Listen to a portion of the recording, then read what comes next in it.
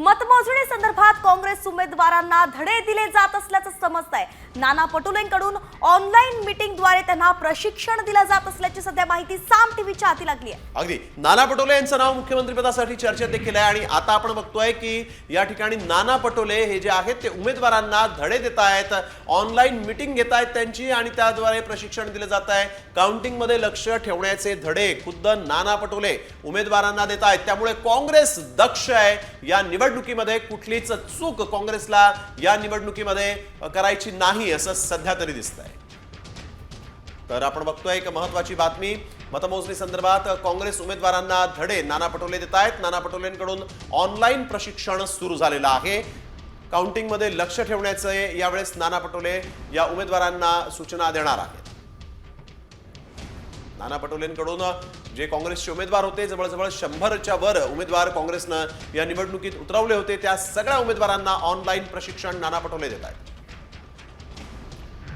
तर आणखीन एक महत्त्वाची बातमी समोर येते, महायुतीचा प्लॅन बी तयार असल्याची सूत्रांनी माहिती दिलेली आहे। छोट्या छोट्या घटक पक्षांसोबत महायुतीच्या नेत्यांची बोलणी सुरू आहे। ही माहिती आपल्याला सूत्रांनी दिलेली आहे की छोट्या छोट्या घटक पक्षांना घेऊन महायुती सरकार बनवण्यासाठी आता आग्रही असल्याचं दिसतंय। ते प्रयत्न तसे करणार आहेत, सत्तेतील वाटा देऊन घटक पक्षांना सोबत घेणार असल्याची माहिती सूत्रांनी दिली आहे। आपण पाहतोय की बच्चू कडूंनी विधान केलं होतं की यंदाच्या निवडणुकीमध्ये छोटे पक्ष, घटक पक्ष जे आहे ते महत्त्वाची भूमिका बजावतील।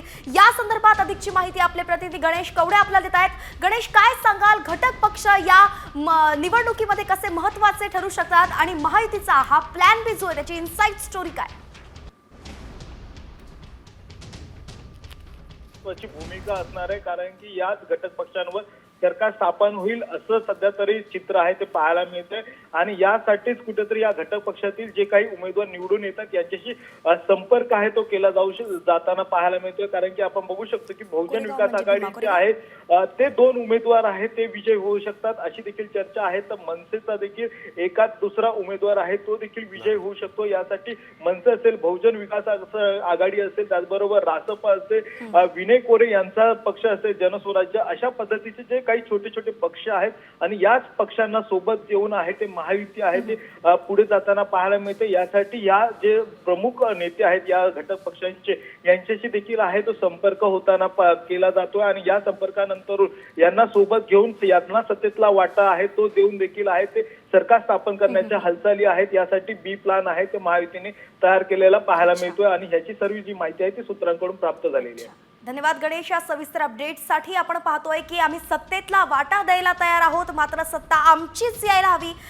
अशी दक्षता आता महायुती घेताना दिसतंय आणि म्हणून छोट्या पक्षांशी ते संपर्क साधतायत, त्यांना आपल्यासोबत घेण्याची तयारी त्यांनी सुरू केल्याचं दिसतोय। हाच प्लॅन बी जो आहे महायुतीचा तो कसा आता ते ऍक्टिव्ह करतात हे पाहणं महत्त्वाचं असेल।